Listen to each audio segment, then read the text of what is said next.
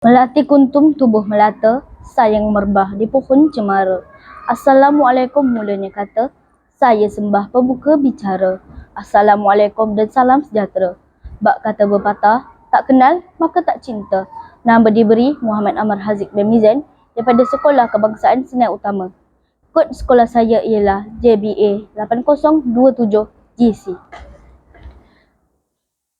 Buku yang saya akan bahaskan pada hari ini ialah buku yang bertajuk Bisikan Syaitan. Buku ini ditulis oleh Syuhada Sufyan dan diterbitkan oleh Ana Muslim San Berhad dan cetakan pertamanya ialah pada tahun 2023.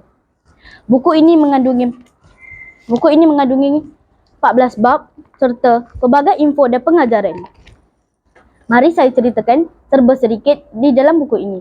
Cerita yang saya akan mempersembahkan di hari ini ialah buku yang bertajuk Bahaya Malas. Pada suatu hari, Amar membuat latihan tekan tubi, teh dan pelbagai lagi aktiviti. Sampai saja di waktu ulang kaji, dia terus penat dan terus tidur. Selepas beberapa minit kemudian, adiknya pun masuk. Ya Allah, abang ni malas je. Dan Amar pun kata, abang penat lah, barilah abang tidur sekejap. Selepas itu, kawannya pun masuk. Amar, kata kita nak mengulang kaji bersama-sama. Amar pun menjawab, aku penat lah, berilah aku tidur sebentar. Ahmad pun terus ke meja ulang kaji dan terus berulang kaji bersendiri. Selepas itu, hati dia tergerak untuk bertanya sesuatu. Ahmad, kenapa kau rajin sangat baca buku? Ahmad pun menjawab, kerana buku itu akan membezakan kita dengan orang yang jahil.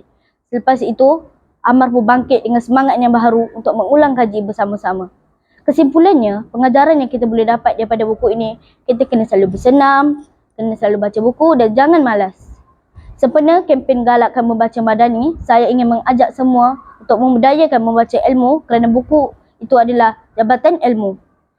Puan Puteri tersenyum-senyum melihat Laksmana bermain di taman. Tamat sudah majlis berhimpun. Salah dan silap harap dimaafkan. Sekian, terima kasih.